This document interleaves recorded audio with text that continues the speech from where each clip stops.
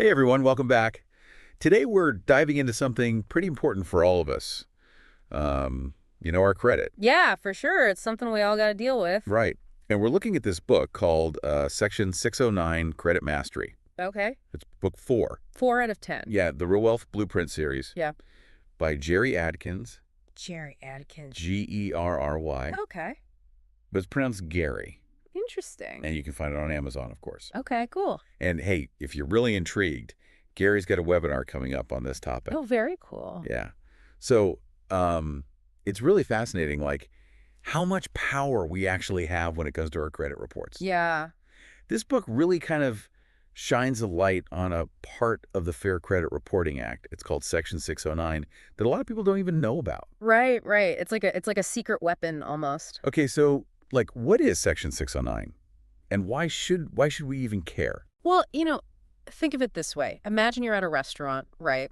And you order a specific dish, but when it arrives, it's totally different from what you expected. Yeah, that's happened to me before. Yeah, so you have every right to send it back, right? Wow, absolutely. Yeah. Well, Section 609 gives you that same power, but with your credit report. So I can just dispute anything on my credit report, even if it's accurate. Well, not anything, but if there are negative accounts like impacting your credit score, you can ask the credit reporting agency to validate those debts. Okay. And here's the kicker. They need to produce something called the original signed contract. The original signed contract. And Jerry's book boldly claims they never have it. Whoa. So if they can't prove it, they have to remove it. That's amazing. That's the potential power of Section 609. It can give you leverage to potentially get those negative marks removed, even if those debts themselves might be technically accurate. Okay, so we're talking about like fixing bad credit. But let's take a step back for a sec.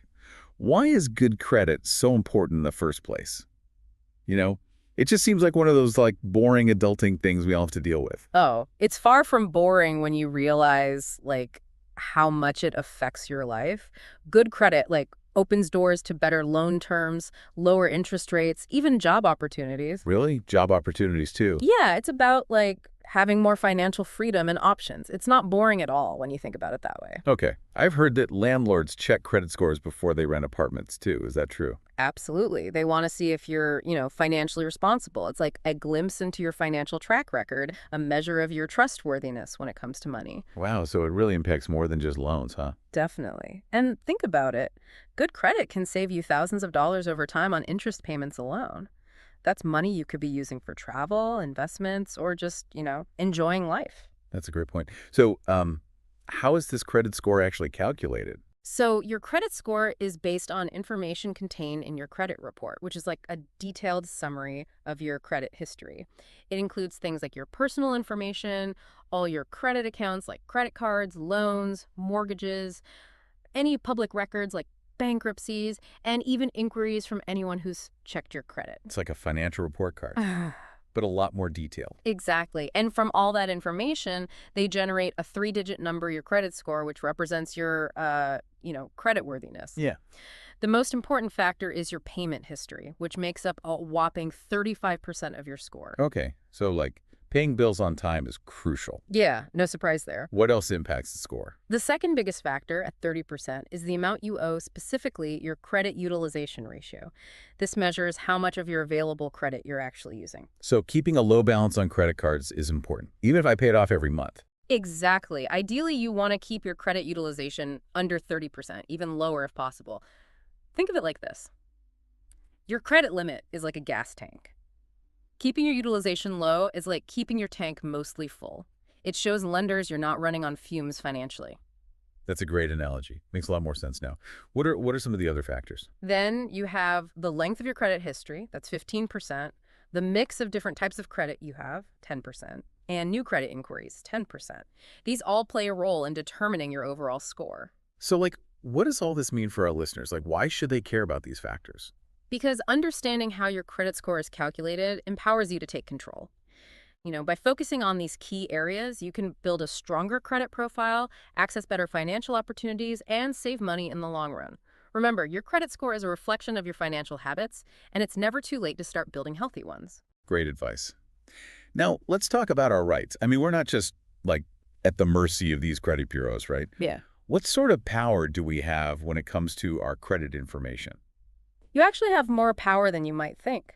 The Fair Credit Reporting Act, the FCRA, gives you a lot of rights when it comes to your credit information. For example, you have the right to access your credit reports, dispute any errors you find, and even limit those annoying pre-screened credit offers. Okay, that's good to know.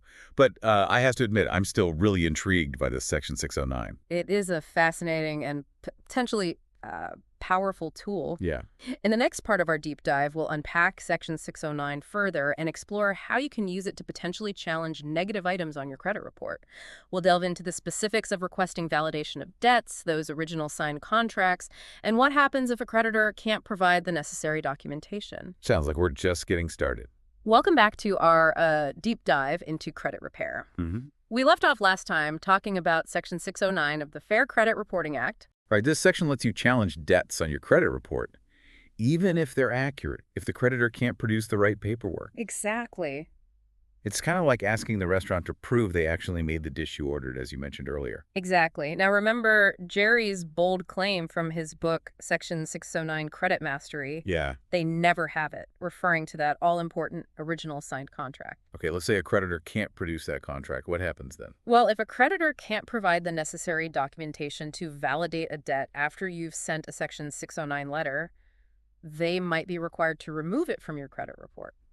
It's a powerful tool that can potentially help you improve your credit score. So even if I technically owe the money, they might have to remove it just because they can't find the right paperwork. That's the idea behind Section 609. Of course, it's important to use this tool responsibly and ethically. It almost seems like a legal loophole. Well, it's not exactly a loophole. It's more about ensuring that creditors are following proper procedures and holding them accountable for accurate reporting. Yeah. Okay. Remember, credit reports can have a huge impact on people's lives. They need to be accurate and fair. That's a good point. It makes me think about all those stories you hear about people being denied loans or apartments because of errors on their credit reports. It happens more often than you might think. That's why it's crucial to understand your rights under the FCRA and to be proactive about monitoring your credit report for any inaccuracies. So Section 609 sounds pretty powerful, but are there any downsides or risks involved in using it? Well, it's important to remember that Section 609 isn't a magic bullet, and it's not always guaranteed to work. Okay. It's also crucial to use it responsibly. If you dispute a debt that you legitimately owe and the creditor can produce the documentation, it could backfire. So what's the best way to use Section 609 effectively? The key is to be strategic and organized. Jerry outlines a step-by-step process in his book, including sample dispute letters you can use. Okay. It's also wise to keep detailed records of all your correspondence with the credit bureaus and creditors. It sounds like a bit of a paper trail is involved. Yes, documentation is key. You want to make sure you have everything in writing so that you can track the progress of your disputes and protect yourself legally. Okay, so we've talked a lot about Section 609, but Jerry mentioned some other credit repair techniques in his book. Let's explore those for a bit. Sure. What about debt validation letters sent directly to creditors? Right. How is that different from a Section 609 letter? Well, a Section 609 letter is specifically for the credit reporting agencies. A debt validation letter, however, goes straight to the source, the original creditor who claims you owe the debt. Okay. You're essentially asking them to prove that the debt is valid and that they have the legal right to collect it. It's like cutting out the middleman. Interesting. What are goodwill letters? Yeah. Sounds much nicer. Goodwill letters are typically used for late payments. Let's say you had a genuine reason for missing a payment, like a medical emergency or a job loss, and you've since caught up. You can send a goodwill letter to the creditor explaining the situation and asking them to remove the late payment mark from your credit report as a gesture of goodwill. It's almost like an apology letter, but with the added benefit of potentially boosting your credit score. Exactly. It's important to be sincere and honest in your goodwill letter and to acknowledge that you understand the importance of timely payments. Now, Jerry also mentioned something called pay for delete. What's that all about? This involves negotiating with a collection agency to remove a debt from your credit report in exchange for payment.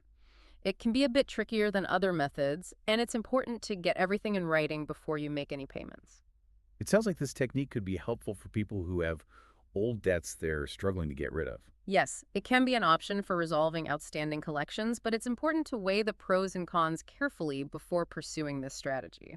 It seems like credit repair can get pretty complicated. At what point should someone think about getting professional help? That's a great question. If you're feeling overwhelmed by the process, or if you're dealing with complex credit issues like identity theft, it might be wise to consult with a credit repair company or even an attorney. They can help you navigate the complexities of the credit system and advocate for your rights. Okay, so we've covered a lot of ground here. Section 609, debt validation letters, goodwill letters, pay for delete. It's a lot. It's a lot to take in. Yeah, but remember, knowledge is power. The more you understand about your credit and your rights, the better equipped you'll be to take control of your financial future. So far, we've mostly talked about fixing credit problems. But what about building good credit from the ground up? Yeah, I'm guessing that's just as important, if not more so. absolutely. In the final part of our deep dive, we'll shift gears and explore practical strategies for building and maintaining excellent credit in the long run. Okay. We'll look at everything from responsible credit card use to monitoring your credit report and protecting yourself from identity theft. Sounds like a plan. We'll see you back here soon for part 3, where we'll uncover the secrets to building a strong credit foundation and achieving long-term financial well-being. Welcome back to the deep dive. We're wrapping up our look at Jerry Adkins' Section 609 Credit Mastery. Yeah. We've talked about fixing credit problems, Right? but what about building and maintaining good credit? Yeah. That's super important. It's like building a house. Yeah. You need a solid foundation to support everything else. So how do we lay that foundation for good credit? The first step is really simple, but so important. Pay your bills on time every single time. Yeah, that makes sense. Payment history is 35% of your credit score. Wow, yeah. It's not something to mess around with. I've definitely been guilty of forgetting a bill or two in the past. I try to set up automatic payments for most things now, though. That's a smart move. Even one late payment can ding your credit score, you know? And those negative marks can stay there for years. Automatic payments, reminders, whatever works for you, just make sure those bills are paid on time. Okay, good advice.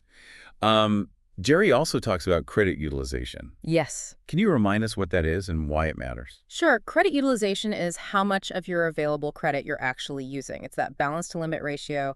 Ideally, you want to keep it below 30%. So even if I have a credit card, like with a $10,000 limit, and I only spend $1,000, that's still good. Right, absolutely. Yeah. Keeping that utilization low shows lenders you're managing your credit responsibly. It's like you said before, having a solid foundation. You're not maxing out your cards and, living on the edge financially. Makes sense. So what else can we do to build good credit? Monitoring your credit reports regularly is key. You're entitled to a free report from each of the 3 major credit bureaus, Experian, Equifax, and TransUnion every 12 months. Okay. You can spread those requests out so you can basically check your report every 4 months. Well, that's a good idea. That way you can catch any errors or signs of identity theft early on. Speaking of identity theft, what are some steps we can take to protect ourselves? Be vigilant about it and cautious about phishing scams. Shred any documents that have sensitive information. Use strong passwords and, enable 2-factor authentication on your accounts whenever possible. It's really all about being proactive and safeguarding your personal information.